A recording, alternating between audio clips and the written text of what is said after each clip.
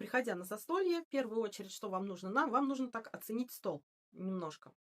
И, научиться это делать, постоянно. То есть это не какой-то РПП, когда вы сидите, выбираете, какой кусок съесть. Это просто достаточно здравый подход, в том числе и к здоровью желудка. Потому что, кому уже где-то ближе к 40, к 45, как правило, какие-то проблемы есть с желудком, особенно при лишнем весе.